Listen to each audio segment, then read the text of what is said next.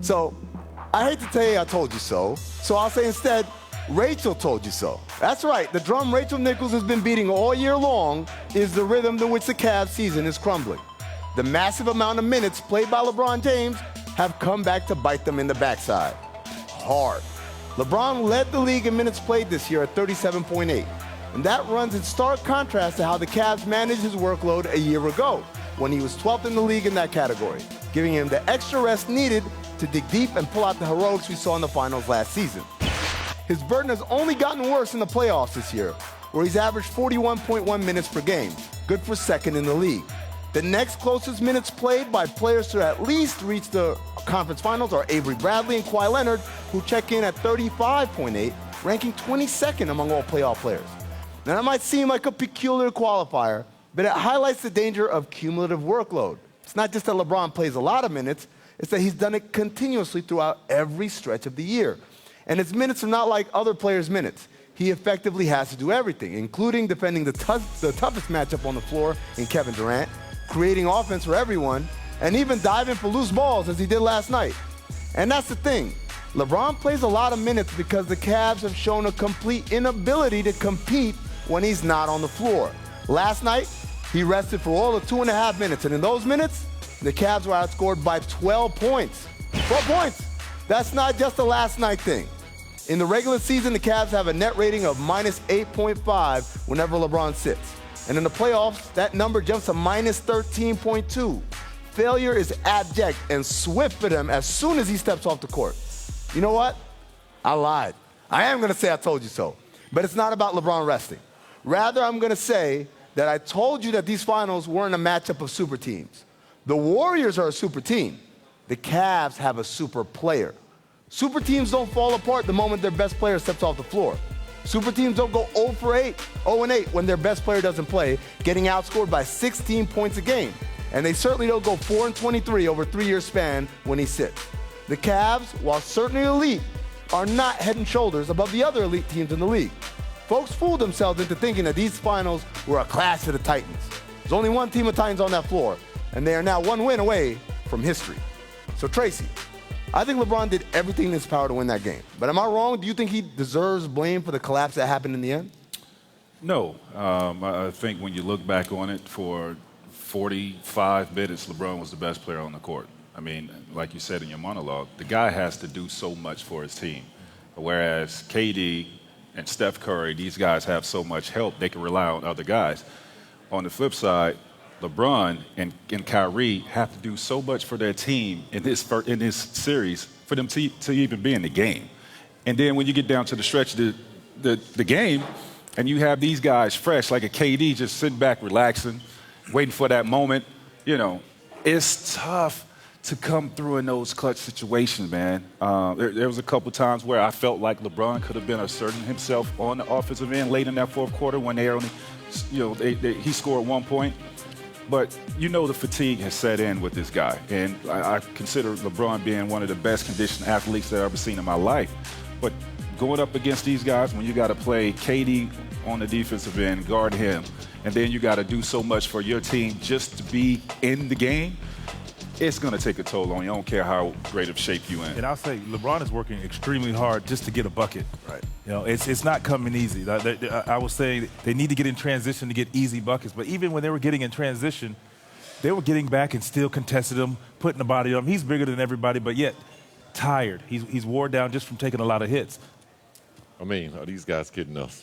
Oh. Are these guys really kidding us? I'm just saying. I do believe that LeBron has to take some of the blame. I think that he's definitely played great basketball throughout these playoff series, but in the fourth quarter, he's disappearing. And that's not saying, I'm definitely with you. I'm definitely agree. The most.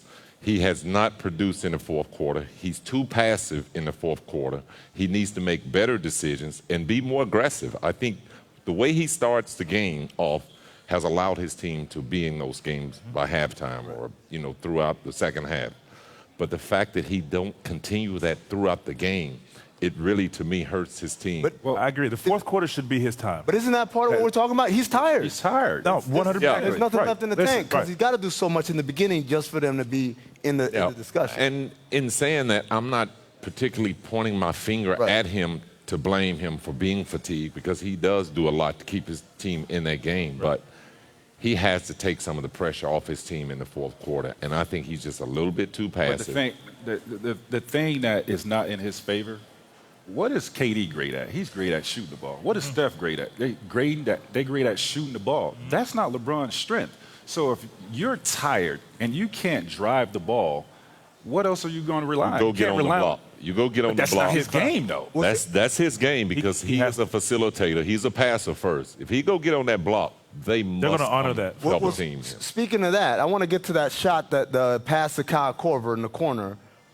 Today, I didn't even think about it watching the game. I thought that's a good play. You got one of the best three-point shooters in the game. But today, everyone's saying, "Oh, you got to shoot that. You can't pass that up." What do you guys think, Scotty?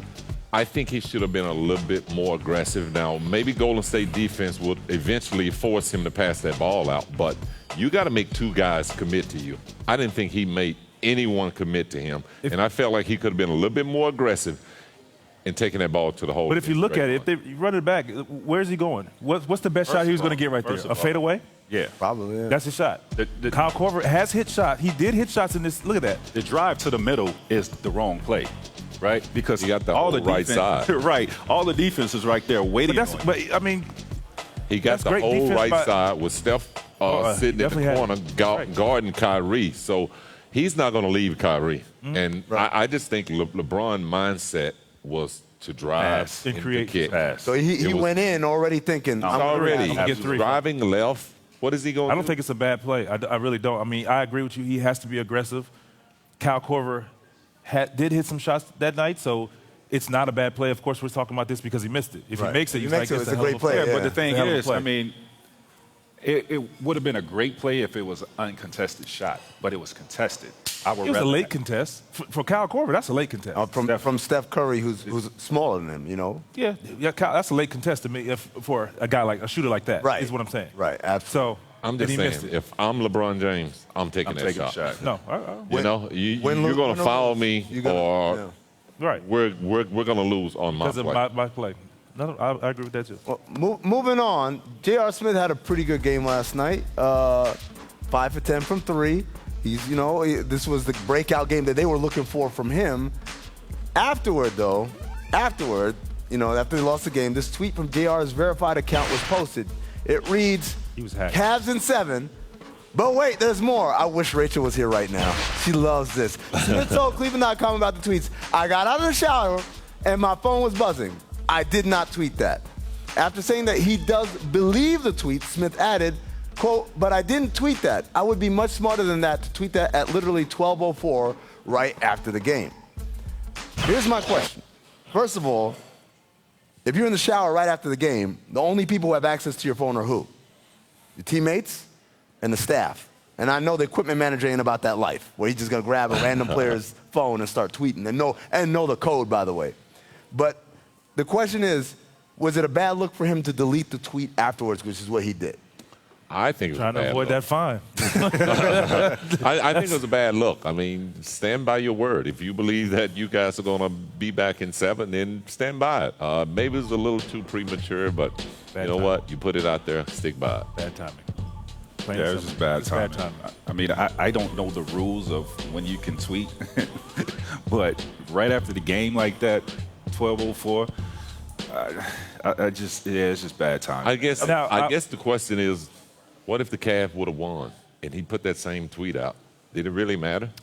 Probably not. I guess my question actually was, do y'all believe him not when he says I was hacked? Do you believe him when he says Cavs in 7? I'm okay with that. You are? What was he supposed to put? Not put anything. Dang, man. You're not supposed to put anything. Our season's over. I hate when people do that, where it's like either I got to say something crazy. Right. Or don't say nothing at all. Right. Just say Facts. nothing. Don't say nothing at all. Jaylen Brown. You could have just not said anything. Right. You don't have to say, oh, man, there's tougher kids in my neighborhood than LeBron. Yeah. You just say, don't say anything. Well, hey, we already know everybody got Twitter fingers. So, you know what? As soon as the game over, these guys are running to their locker room, trying to check their phones, trying to find out who done left a message, what's going on, what are they saying about the team on Twitter. So, you know what? All I got to say, if you're going to put it out there, stand by it. Stand by it. All right, guys.